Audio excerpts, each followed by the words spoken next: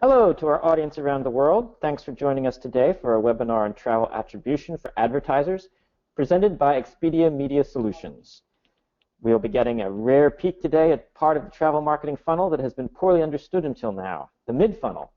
We have some absolutely fantastic insights and practical actions that you can take to do your jobs even better. Welcome. I'm Sean O'Neill, editor of Tnooz in the Philadelphia area. I'm joined by a man who is lucky to be my boss, Gene Quinn, CEO of Tnooz, based in Connecticut. That was a joke, Gene. We have fantastic data that reveals how travelers behave in the time in between when they first start looking for travel and they're in the inspiration phase, and then when they're at the point of typing in their credit cards. Leading our presentation today is Wendy Olson-Killian, Senior at Expedia Media Solutions. While she's based in Seattle, she's joining us today from Texas. She has a great gift at explaining complex topics in a clear fashion, and she'll be taking questions from the audience later during our question and answer period. A note about that, if you have a question, please use the box on your dashboard in the right. You can type your question in, and I will read it off to Wendy at the appropriate time. A couple of other things. First, Tnooz is recording today's webinar, and we'll make a replay available to everyone along with the slides. So if you can't attend the full hour, you will receive access to the video and the slides. We'll also have the link to the full traveler attribution study. You can share all of this information with your colleagues. Second and last thing, we're asking some poll questions of the audience today so that we can make sure our presentation is matching the type of audience we have. So please answer the questions using your GoToWebinar tool. You'll see the little chat function on your right. So our first poll question is, where are you located? If you could please type in whether you're in EMEA, which is Europe, North America, Asia Pacific, or Latin America. There we go. We have, as I said, looks like a majority of our audience today is in North America, which makes sense with the time difference, and also in Europe. And we thank you again for joining us. Our other poll question is what industry segment that you're in, and some of the answers are supplier, OTA or meta search, leisure or business travel agency, advertising or marketing services, or a technology provider. So it looks like there's a large number of people who are representing OTAs or meta search, but also suppliers, and it's a good mix of all of the people who should be touched by this sort of intersection in the mid-funnel, which is, and some of the data that's been rare. There's really hardly been any studies done in this field. So I'm going to hand this over to Wendy so she can dive into this great research. Over to you, Wendy. Thanks, Sean. So just to kick this off, I'm here to share this new research that we've done around traveler attribution online. And I want to level set a bit about attribution when we're looking at different channels you utilize in marketing and distribution and what those subsequent efficiencies are. We'll be looking at the full funnel, the inspiration, the booking, and then that complex area in between. As Sean alluded to, I think as an industry, we know the least about that gray mid-funnel. And so we're going to dive into that and explore some of the data from the study that I think will be really helpful for you all. Next slide. So just to tell you a little bit about who I am, as Sean said, my name is Wendy Olson-Killian. I'm popularly referred to as Wendy OK. I like to level set. I'm not great, but I'm OK. I've been at Expedia for 6 years and have been in the Media Solutions group that whole time, focused on building products and solutions that really solve the matching problem between advertisers, consumers, and that booking Expedia experience. So it's really a great problem to solve on how we blend advertising with e-commerce, and that's been my focus. Previous to that, I was in the automotive industry, all online as well. And a fun fact that marketing likes me to put in is I grew up in a very small town in eastern Washington where it doesn't rain, on a bee farm. So I'm also happy to answer any questions about bees and honey, and it's quite a passion for me. So hello, and thank you for joining me on this journey today. Let's go to the next slide. So one of the questions we often get is, why do we do this research? And we believe very strongly in understanding the full travel ecosystem. So here at Expedia, we have a lot of data about are travelers, but we want to understand the full ecosystem of how travel is researched, purchased, everything around it online. And that helps us to better build products, number one. And so selfishly, as I've built products, I want to gather that information so I can better match people with messages at the right time. The other reason, we really believe in understanding this ecosystem and sharing it with all of you, because we know that rising tides lift all boats. And as we all can grow the travel pie online, we all get a larger piece of that. And I think that the way that we can make better experiences for consumers online when they shop and research travel, the better we're all going to be. So we want to share this information. And if we go to the next slide, you'll see our Twitter handle, and you'll see the hashtag for this study, hashtag traveler attribution. So we really want to hear from you, because we are always planning the different studies that we're doing, and you can get access to all of those studies. You can have a conversation with us, say, hey, I think it'd be really great if you explored this. So we want to hear more, because we want to be able to add to the thought and the conversation around how to make this ecosystem better.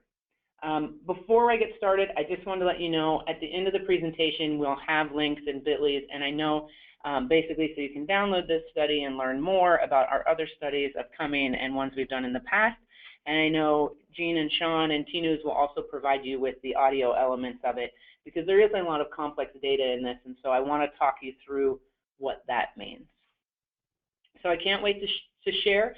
Sit back, enjoy, take notes if you want, but know that you'll get all of this information at the end.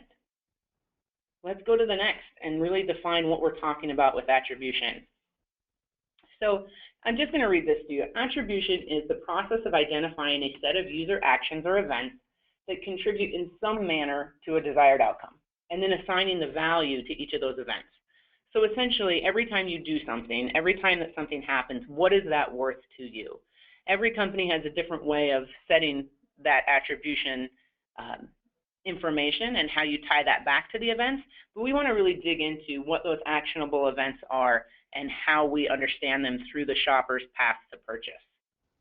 So I think the next thing we have is a poll question that I'm going to hand it over to Sean. Yes, that's right, Wendy. Which attribution methodology are you using today? You know, if you could say, is it first click, last click, multi-click, or none of the above? Last click is still a way of choice. Over to you, Wendy.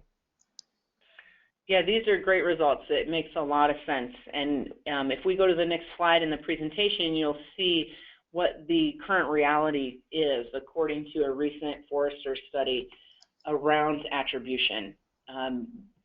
According to this, and when we get to the slide, you'll see that 15% of digital advertisers don't use any form of attribution to assign credit.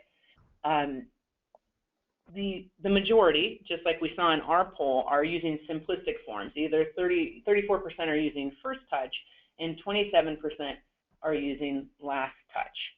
And you know, the famous retailer John Wanamaker said, half of my advertising is wasted, I just don't know which half. And I think that we can probably all agree that ultimately we would like some kind of multi-click algorithmic attribution methodology, because we don't really understand what that impact is in the middle. And so that's what we're going to dive into today, is where someone starts or where someone ends. Does that impact the middle, or do they impact one another? So let's dive in. I'm going to talk to you in the next slide here about methodology.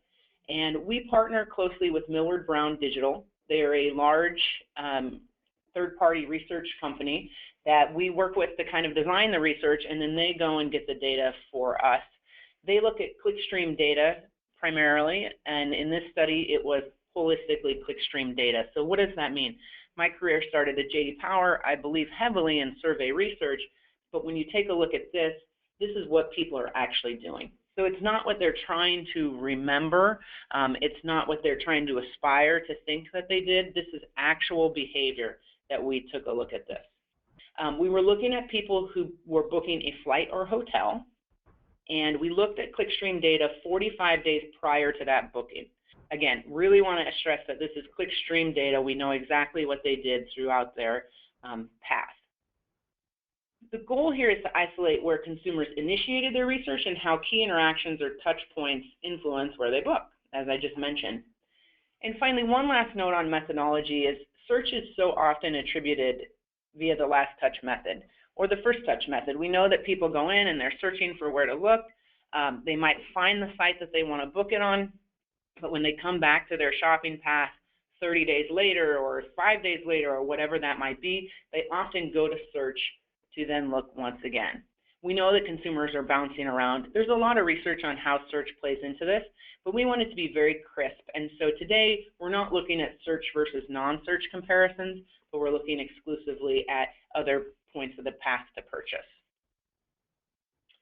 So we go to the next slide, and you'll see why we're kind of looking at the 45 days out. So previously, we did a study, and we called it the path to purchase, and we did this with Millward Brown as well. This helped inform the new study because essentially what we saw is that 45 days prior to making a package booking, people visited 38 different travel sessions, different sites that they went to in that time. And we've done this study a few times, and it's proven very illuminating every time. It illustrates that you'll see a big ramp at the end of that 45 days, and in that last week of booking, you'll see 15.5 visits. You know, that's over double what they saw 1 week out. So we saw that significant spike, and so we want to take a look at this full funnel to better understand how the influential points are happening throughout this path. So finally, let's actually dive into the data. Let's take a look here at the industry market share based on the clickstream data that we analyzed. We reviewed 75 million different shopping journeys in that 45 days prior to booking. And what you're looking at here, and I'm going to take you through each of the slides so you are oriented to it before we dig into the actual data. You'll see the airplanes and you'll see the buildings. Airplanes mean we're looking at air data. Buildings mean we're looking at hotel data. Very simple, but I'm going to take you through a battery of slides that look at hotel first, and I'll take you through that same battery of slides that look at air. So those icons are just a way of making it easier to look at. So this slide is both. It's combining both data points together. Supplier.com captures roughly half of all flight and hotel shoppers and just over 60% of the bookings. So OTAs you see are around a third in both, and in Meta you see 14% of the visits and 9% of the bookers. Not really a surprise. When we did this study, Meta was still very much thought of as a research channel. There wasn't as many booking options. There were some booking options in that Meta space, but this doesn't mean that it's inefficient. It just drove people to different sites. That is what this did. So I'm going to give you a bit of a punchline, even though we're right at the beginning of the data. For suppliers and marketers and distributors of hotel and flight, when we think about this, you're going to get a lot of the transactions. We know that, and the focus shouldn't be on shifting transactions from pie piece to pie piece. Really what we're talking about is how you retain your fair share of your share. And so when we think as people cross-shop categories and within categories, there's a lot of studies that kind of take a look at that, but we know that it's a very competitive market even within these pieces of the pie. And so we want to dig into that and help you understand how you can retain your share of supplier bookings. So you could start at one supplier and end at a different supplier. And we'll look at those paths, and I think that'll make more sense as we go through. I think, let's go to the next slide, Jean. I think we might have a poll here. How are you working with OTAs or Meta today? So it looks like today that distribution and marketing is the leading reason why people are working with OTAs, although some are just doing distribution and some are doing marketing. So back to you, Wendy. Thanks, Sean. That's a great result, and it means that a lot of folks already understand some of this data that we're going to look at and the ability to influence throughout that channel. So let's dive into the hotel data. Again, this is going to be the battery of slides that we'll go through for air as well, but let's jump into that first slide, and we're going to look at the consumer funnel view for hotel. Next slide, Jean. What we're going to see on this next slide is a view of where people are starting, where people are going in the mid-funnel, and where they're ultimately booking.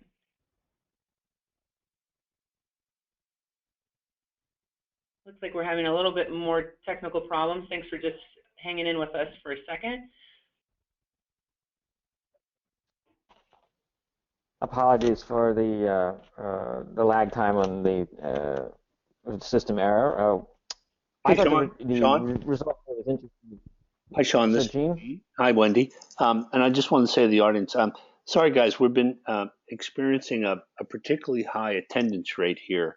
And for one reason or another, it appears when the polling system kicks in, we're experiencing some lag effect in the system returning out of polling mode. So I'm sorry about that. I know Sean's explained it once or twice. So I just ask you to bear with us. And Wendy, I believe the full funnel view hotel slide should be up now. Yeah, let's go to the next one and look at the data. Let's dive back in. Thanks, guys. Thanks, Gene. All right, so here we go. What you're looking at here is from left to right. You'll see inspiration is the very first site that someone visited, and these are aggregated in the different categories. As you move, you'll see where people are going in the mid-funnel, and then finally you'll see where these travelers are booking. When you aggregate all of the different paths, there's 144 unique scenarios based on these aggregated categories. For hotel, we looked at 28.5 million instances, so 28.5 million shopping paths to inform this data. I think that's important to know, and you'll look for flights and you'll see how many as well, but it really gives you a sense of the scale of the type of searches that we were looking at. So when we look at the data, OTAs were the point of inspiration 39% of the time, and supplier was 40%. So very similar in terms of where people are starting. On the booking side, OTA saw a very similar point with 40%, while our supplier saw an uptick it with 51%. I think one of the biggest takeaways here is that OTAs in the mid-funnel are almost half of traffic. So 49% of travelers were going to the OTA in that gray ambiguous mid-funnel where they shop around and validate what they are doing.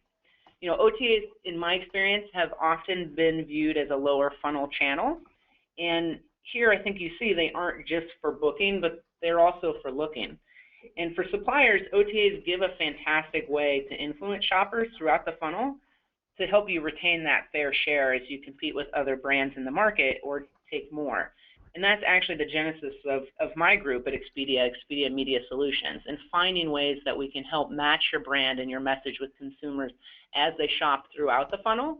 And so no matter where they start or where they end or where they're going in the middle, that your brand is top of mind throughout that path. So if we go to the next slide, we're going to see what those top 10 most common paths for hotel bookers are. And I'm going to tell you about this slide before I dig into this slide. What you'll see on the left is the rank, the paths 1 through 10, most common. And you might say 1 through 10, that doesn't seem very many considering you told me there were 144 different instances. But these 10 paths account for 40% of the scenarios, or 11 million of the shopping paths that we looked at. So these are disproportionately higher. What you'll see on that first column around inspiration is that you'll see where someone started. Booking on the right is easy to understand. That's where they ended up booking. The share of all scenarios is how often this specific scenario was happening. And the mid-funnel section in the middle is a little more complex, so I'll spend a second there. In the mid-funnel research categories, the column to the left is an inspirational or an influential touch point in that mid-funnel, and it's immediately the next site they went to. So it's pretty easy to explain. In the first scenario is inspirations, they start with suppliers most often, they go to a supplier site in the middle, immediately go to another supplier site, and then they end up booking on a supplier site. So there's many different ways that they could have gone in that mid-funnel. So starting off, taking a look at the full supplier funnel, that is the most common. It's the number one. But it's important to note again here that just because someone starts on a supplier doesn't mean they end on that same supplier. And they're probably going to multiple different suppliers in between. So 5 of the top 10 scenarios started as supplier, 4 of the top 10 were at an OTA, and 1 was at Meta. So similar to the graphs we just saw. 7 of the 10 were booked at supplier.com and 3 at OTA. But I think the thing that resonates, again, with the data we just looked at is 70% of those top 10, so 7 of the 10 paths, included OTA in that mid-funnel section. So people are really coming to look, they're coming to validate, they're coming to look at other, third-party data, look at properties nearby, and it is a key opportunity to be able to influence them as they look through this. Let's go to the next slide and dig into that mid-funnel a little bit more. So when you're taking a look at here, it's based on inspiration and where people interacted in that mid-funnel, what were the different sites that they went to immediately next. So regardless of where people initiate their hotel research, OTAs are almost always the most common travel category, immediately downstream of any influential touch point. So this is the 7 of 10 that we just saw. This is aggregated for all of the different paths. 45% of shoppers interacted with a supplier site during that time, and 37% went immediately to an OTA next. When we look at Meta, that was 61% went to Meta next. And shoppers are comparing prices between supplier sites, and they're likely going to validate on an OTA. They want to go make sure that they're getting the right price or they're getting the right property. They might choose to book on that OTA. They might choose to go back to that supplier, or they might go to a different supplier or to a different OTA. But they're doing this additional research. We thought the meta element was very interesting. So on the next slide, what you'll see is what that mid-funnel meta impact is. So this is when meta is a touch point in the mid-funnel. It's an influential touch point, and where they go next and how that impacts hotel bookings on the supplier site. So I'm going to tell you a stat, and then I'm going to explain it a little bit more. Shoppers are 44% more likely to book a hotel at supplier.com when navigating from Meta to OTAs than from Meta to a supplier.com site. So essentially what this is saying, of all the bookings that happen on a supplier hotel site, for those shoppers who went from Meta to OTA, 23% of those bookings accounted for that scenario, whereas if someone went from a Meta directly to a supplier, only 16% of the bookings accounted for that. So suppliers can have influence on the outcome by having a thoughtful presence on OTAs. Not only obviously with supply, that's kind of table stakes around pricing and availability, but also brand differentiation opportunities in marketing and partnership. We want to drive them further down the funnel towards your brand. And obviously, it's no secret that OTAs spend a lot of money on Meta. So essentially, how can you amplify your marketing spend and your voice of your brand by partnering with OTAs? And it's something to think about in that instead of competing necessarily for a lot of those budgets, how can you use those budgets for your own use? So the next slide, we'll take a look at where we wanted to dig into more where hotel bookers initiated their research had an impact on where they ultimately booked. And so what you'll see here is the columns add up to 100%, and so this is based on all bookings for that category. So for example, and then the left is where they started. So for example, on OTA, of all the hotels booked on OTA, 44% of shoppers started on OTA. That's very similar when you look at supplier. So of all those booked on supplier, 46% started on supplier. When you look at Meta, it's an interesting point of a lot of those, even when they booked on Meta, started on OTA. They're really looking at third-party information. But regardless of where people book their hotel, OTAs are the point of inspiration nearly twice as often as Meta sites, even more often than supplier sites in most cases. And I think this is an interesting piece to think about because I often think of Meta as upper funnel, but when you look at it, OTA is more upper funnel often than Meta. And these are all different research channels people are using as they research. So now we can go into flight. Let's take a look at this data for flight. You'll see a lot of the same themes, but you'll see some of them exaggerated. So let's jump right in, Jean.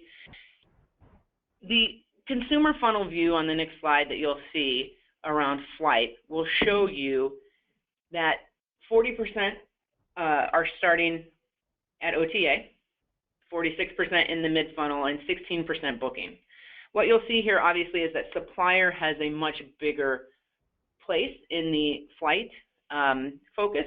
Again, we see the same 144 unique scenarios In here, we saw 46 million shopping paths that we followed to inform this data. Supplier.com is more heavily used at inspiration and at booking than hotel, as I mentioned. And a lot of this is around more aggregation in the industry. So we have fewer airlines than we have hotel partners when you think about it that way. Hotel sites have also had a lot of features that maybe weren't available on other types of sites in terms of checking in, different ancillary options that historically have only been available on the supplier.com site. So when you think about this, there's still a huge opportunity to influence in this game on the air side. So 40% are still starting on OTAs, 13% on Meta, 46% in the mid-funnel on OTA, and then you'll see that booking on OTA at 16% and 9%. So let's look at the top 10 in the next section. Next slide, we'll see here the top 10 most common paths for flight bookers. So these top 10 account for 56% of those 46 million instances we captured. So this is even more consolidated in the top 10 paths than we saw in hotel. So we split the scenarios in half in inspiration. So we have 5 with supplier and 5 with OTA. And surprisingly, Meta doesn't play a role in inspiration in these top 10 scenarios. That surprised me a bit because when I think of when Meta really kicked off, it was very much an air play. And so it was a bit surprising to see Meta showing up more in the mid-funnel than in the beginning. It's not surprising, again, that flights is more supplier heavy as it's the consolidated industry that we know with fewer OTA offerings, and suppliers have those strong draws to their sites with the check-in and other programs. Supplier site experience here is even more important to retain clients. And when we think about this, it's not something I talked a lot about in the hotel path, but it's something that we think a lot about as a company. We do a ton of test and learn to understand how we can have really good user experiences on our site and make them more sticky and have people remember them as they bounce around through this path to bring them back to the site. And then OTAs continue to play a role on an influential touch point that shouldn't be ignored. With half of these shoppers starting, half of these paths starting at OTA, and then we see it showing up again as a very influential midpoint with 4 of the 10 scenarios, including OTA. And then you'll see supplier reigns in the booking supreme. But great opportunity to influence people as they're shopping around. So let's go into the mid-funnel a little bit more. On the next slide, we'll see what those impacts are. So 62% of shoppers interacted with the supplier site, and the OTA, again, was the most common next step after going into that supplier site. So 39% then went directly to an OTA.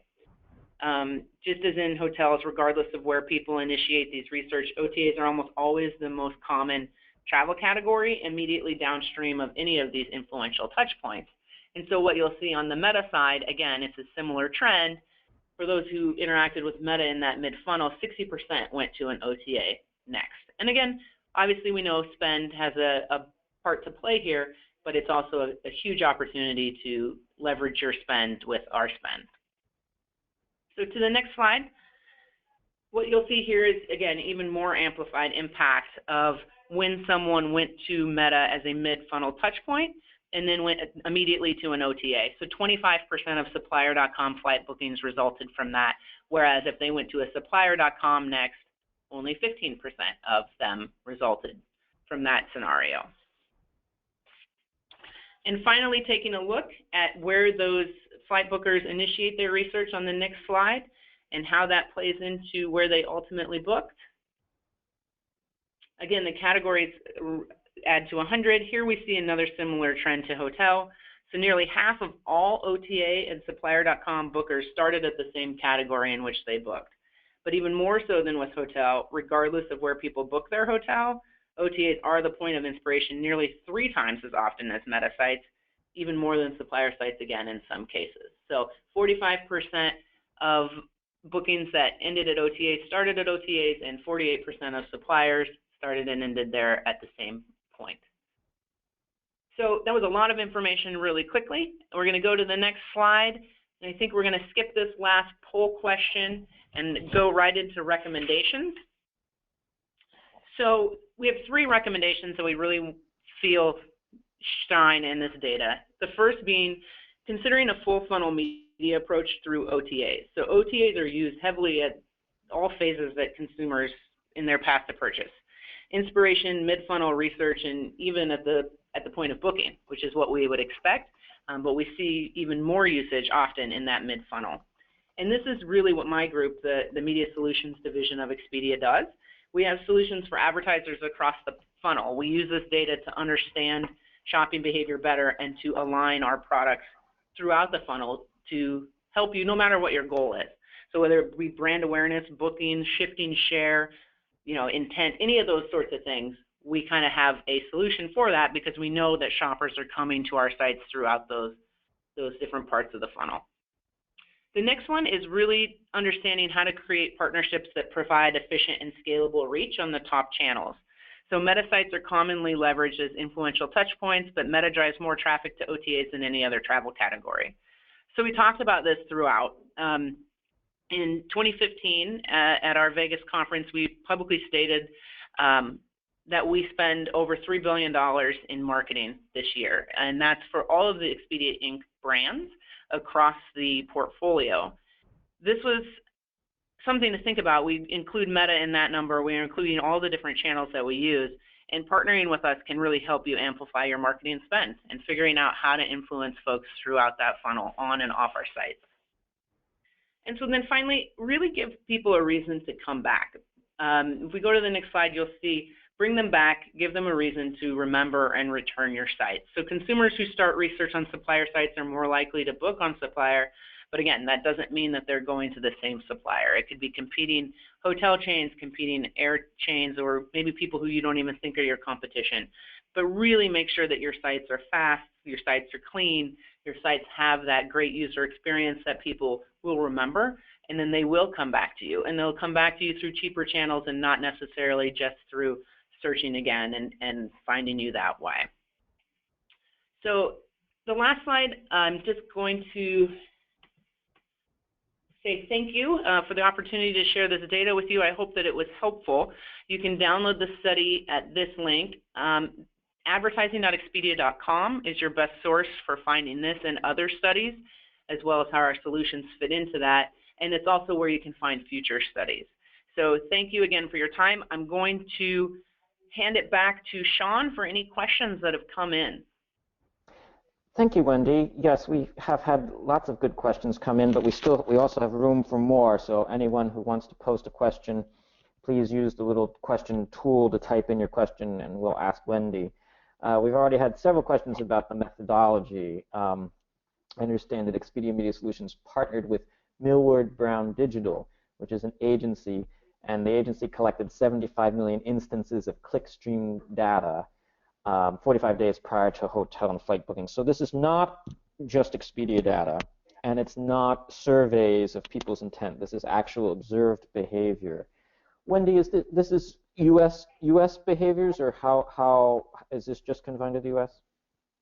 Correct. This initial study, this is the first time that we've done this type of attribution study, and so it is focused on the U.S. specifically. Okay.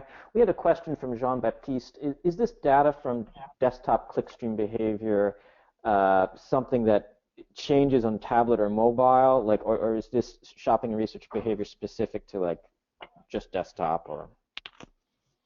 Yeah, that's a good question. I would have to look at some of the specifics of the methodology. The majority of this panel work is done on their desktop panel.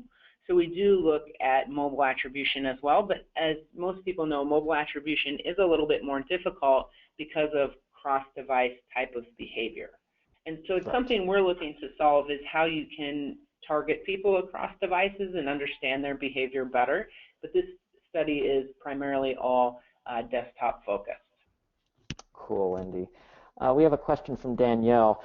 What are your recommendations for budget allocation for hotels based off of this data? So, when running display banners, search campaigns, working with OTA partners.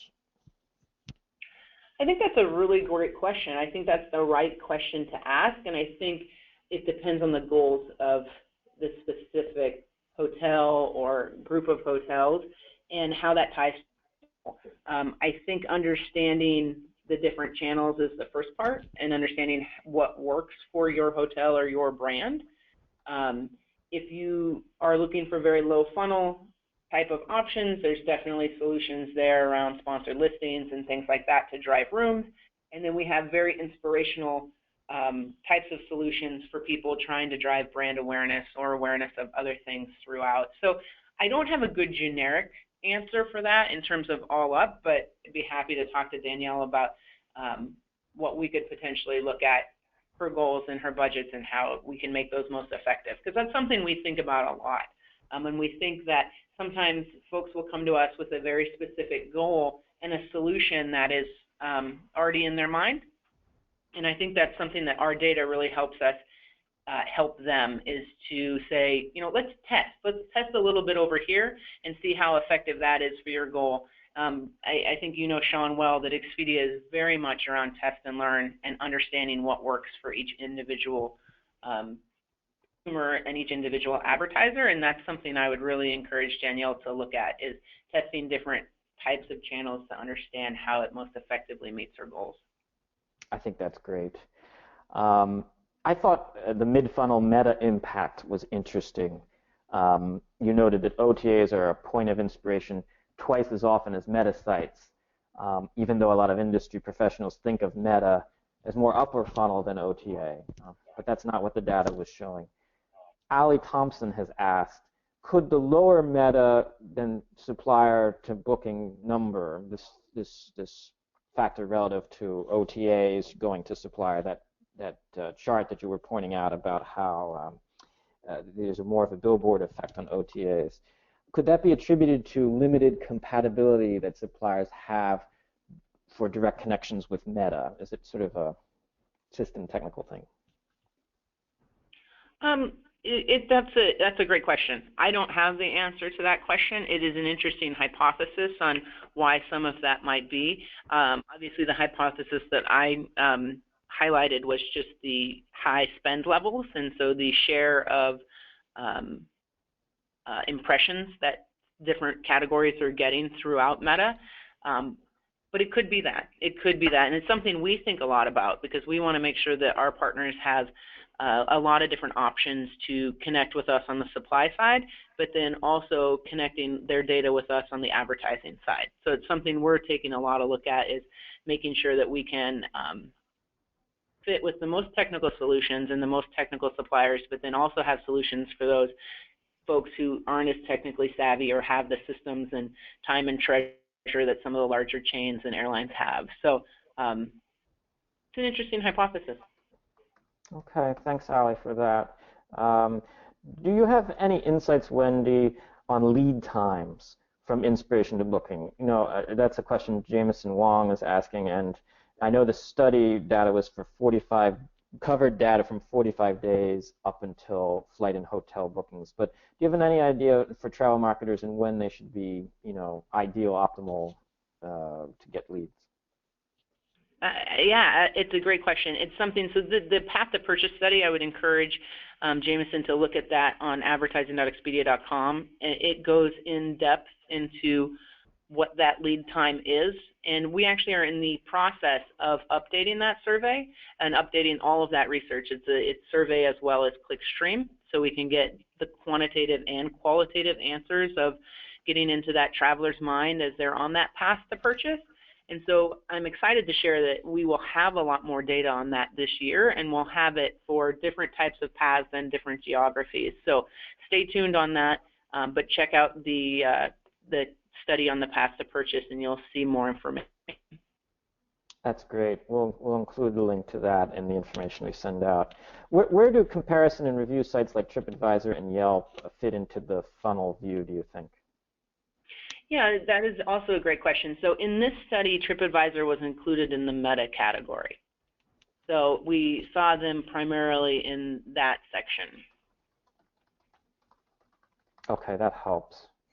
Thanks, Matt Bryant, for that question. Where do DMO sites fit into this, Wendy? That's a question from Jason.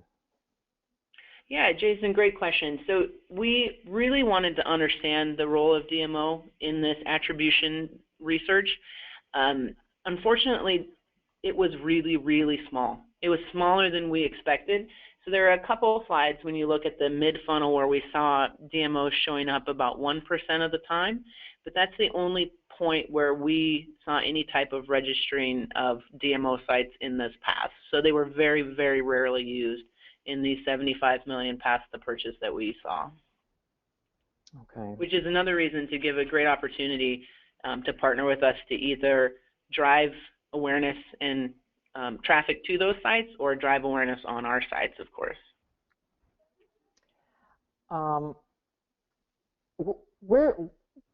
When is it a good time to sort of take advantage of optimizing an OTA homepage for consumers when they're at these various parts of the funnel? Is there any guidelines? This is a question from Talana. I'm not quite sure I fully understand the question. Is the question on when to best utilize something like an upper funnel homepage placement on an OTA? Talana, if you could maybe clarify in the question box what you mean. If we assume that it's sort of like working with an OTA partner and wanting to optimize ads, when is there any advice about how to do that? My biggest advice is find the right partner for you in this space, and find with Media Solutions, that one of the great things that I think we offer is we offer a full campaign management type of solution. And so we have sales folks obviously, and then we have an awesome operations and production group that can really help on that side as well. So I think finding that right partnership and really being clear on goals and how you can work best together is where the best results are going to be. Because that's, I think, where the right products come into play, testing, learning, and then reporting back on results.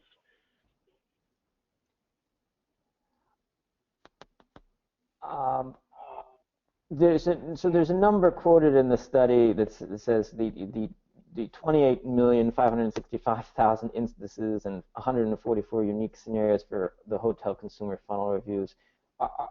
Could you explain what instances are versus, as a term, versus like things like unique visitors, unique scenarios, and other terminology that gets used? Yeah, absolutely. And in the unique scenarios, so the 144 unique scenarios, is we took every single instance. Instance is a path. So I, as a shopper, have a path from inspiration to booking. And so there were 28.5 million instances of shopping paths. And so you can replace instances with shopping paths, basically. And so one user could have multiple shopping paths in theory because they have a lot of different midpoint type of touch points in there. They only have one inspiration and one booking, but it's essentially the best way to think about that as shopping paths. Unique scenarios is taking all of those shopping paths and just aggregating them into categories.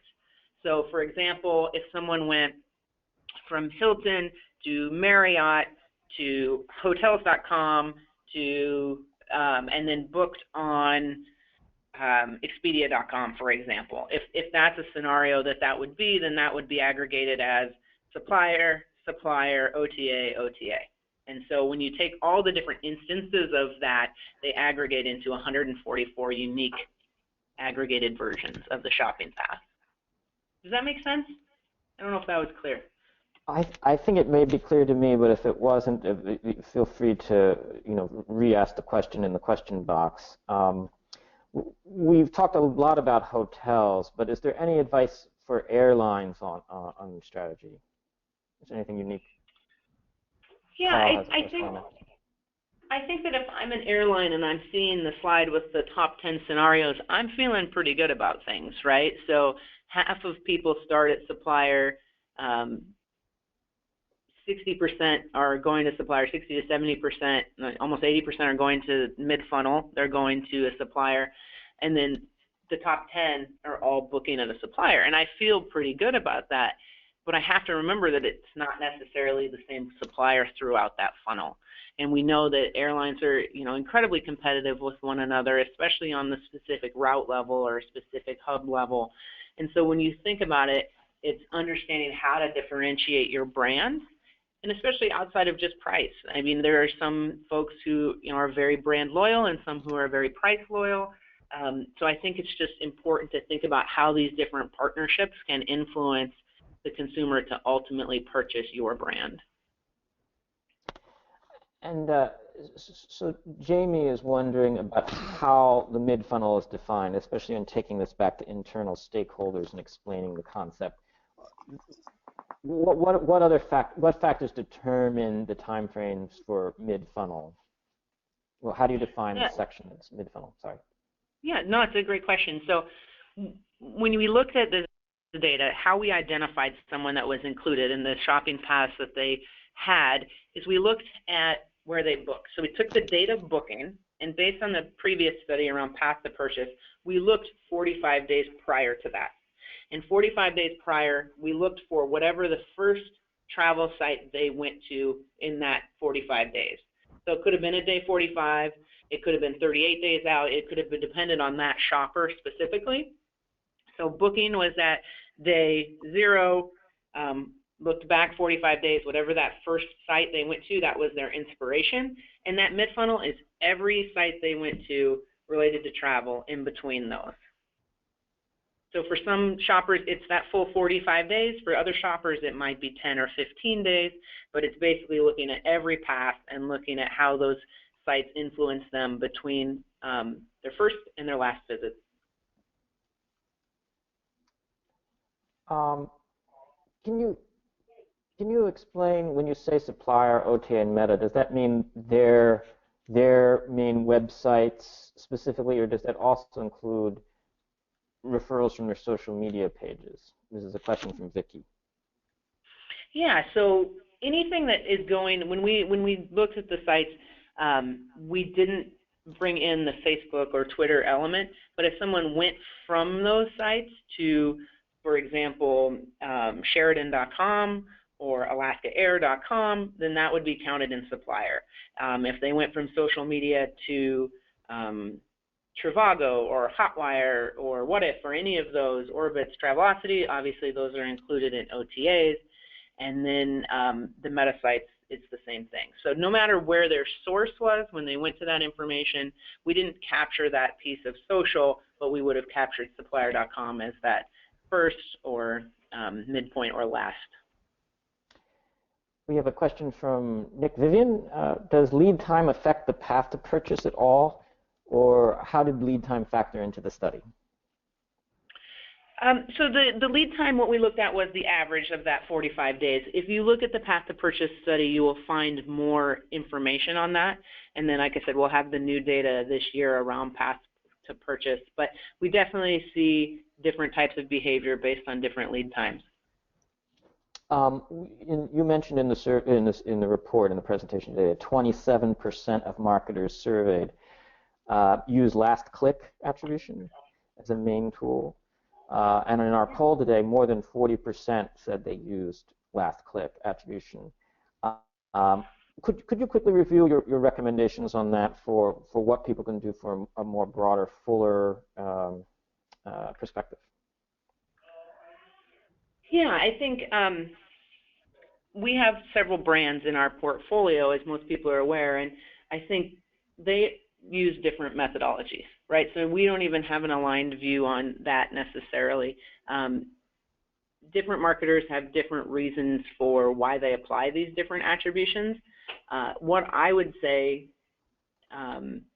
this audience is a bit different, and I think especially based on booking and the type of products that we sell as a travel industry, it makes sense to me that we have more last touch than something like consumer packaged goods that might have more influence on the first touch. But I think what the data shows is simplistic attribution doesn't tell the full story, right? So simplistic attribution misses that entire middle funnel where there's a huge opportunity to influence the shopper, whether it's their destination that they're going to, or the type of brand that they're purchasing.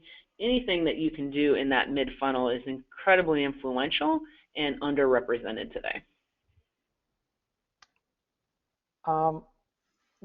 Where do attractions that do not require reservations fit into all this? Do you have any? Mike Gallagher is wondering if there's any advice on that. That's a great question. You know, we think about kind of attractions and destination experiences quite a bit at Expedia, and especially how we can match advertisers, match those destinations, those types of events with shoppers. I don't know that it played a part in this study. What I do know is we're thinking a lot about how to solve that matching problem when we know someone has booked a trip, they're going in market, they may not think to book those attractions until they're in market. And so we think a lot about, for example, email. So email is used on mobile devices. We know mobile devices are often used in trip. You know, we as Expedia send a lot of emails as people are booking and traveling, and they're using those mobile devices, so we can target things in emails and advertises and messages to those folks so that it's aware to them right as they begin their travel or right as they get into a destination. So I think there's a lot of tools to target those folks effectively, but we don't have the attribution data necessarily for the study for that category. Okay. We're getting to the end of the hour, so we're not going to be able to answer all of the questions that have come in. But do you have time for a couple more, Wendy? Sure.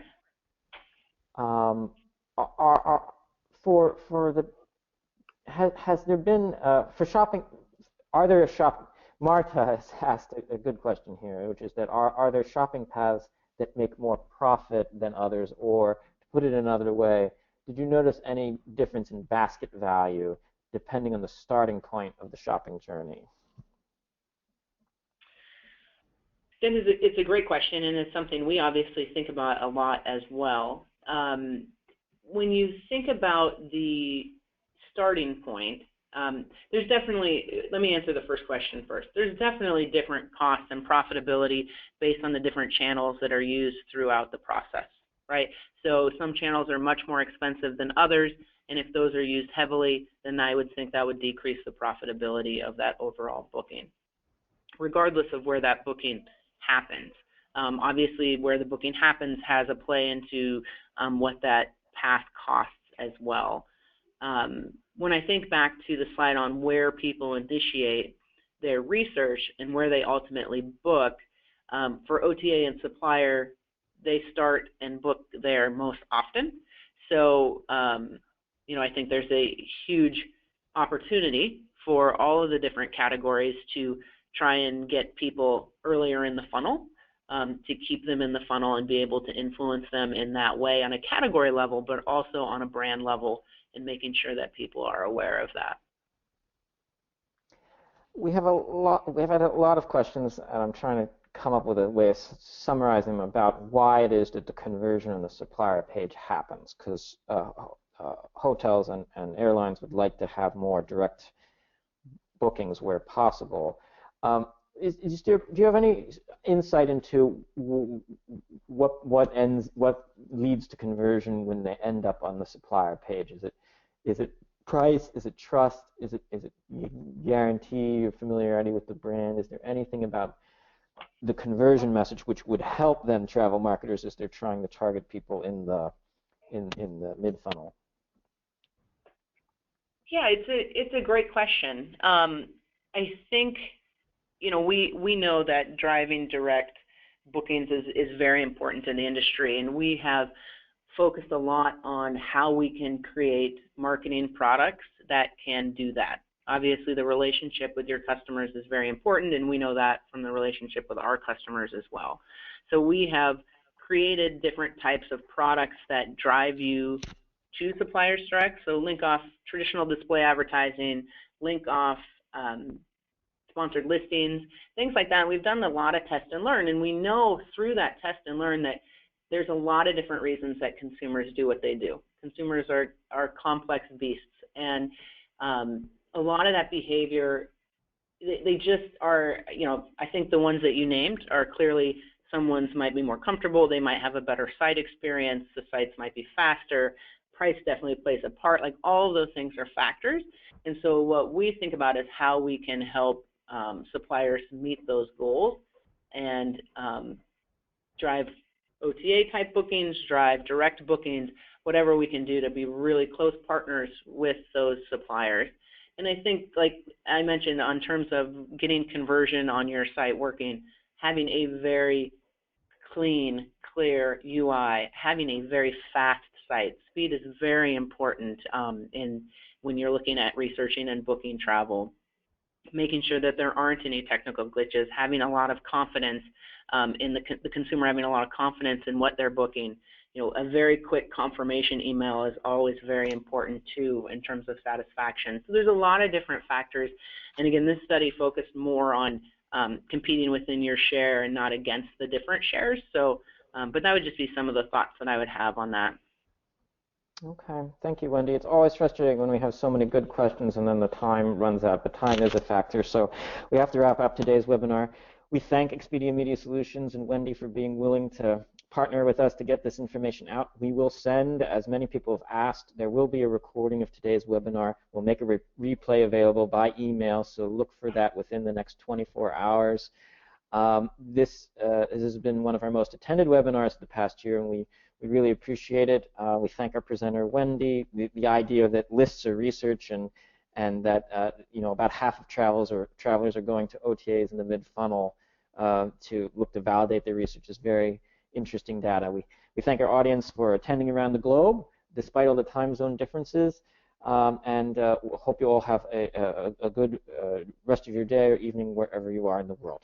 Cheers.